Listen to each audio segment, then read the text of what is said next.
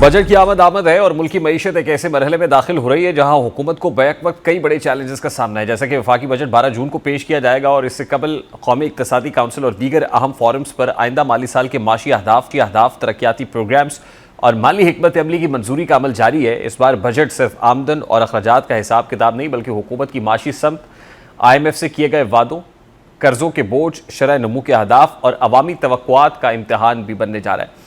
यही वजह है कि बजट से पहले होने वाले तमाम माशी फैसले गैर मामूली अहमियत इख्तियार कर चुके हैं और आज वज़ीर आज़म की ज़ेर सदारत कौमी इक्तसादी काउंसिल के होने वाले इजलास में आइंदा माली साल के कौमी तरक्याती बजट, माशी अहदाफ, पब्लिक सेक्टर डेवलपमेंट प्रोग्राम और सूबाई सालाना तरक्याती मनसूबों की मंजूरी दी गई।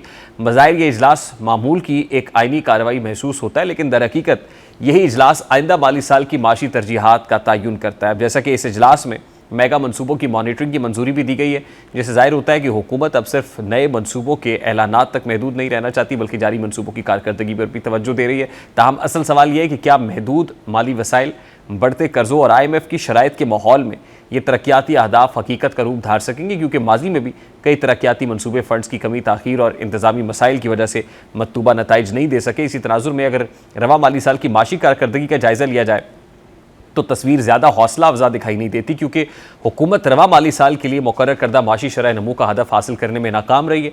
माशी शरह नमू 4.2% के हदफ के मुकाबले में सिर्फ 3.7% रही।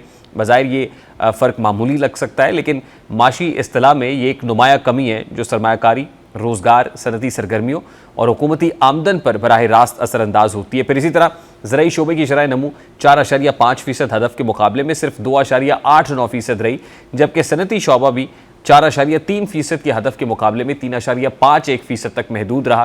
खिदमात के शोबे ने निस्बतन बेहतर कारकर्दगी दिखाई, मगर मजमूई तौर पर मईशत मतलूबा रफ्तार हासिल नहीं कर सकी। अब इस नाकामी की कई मुमकिन वजूहात हो सकती हैं।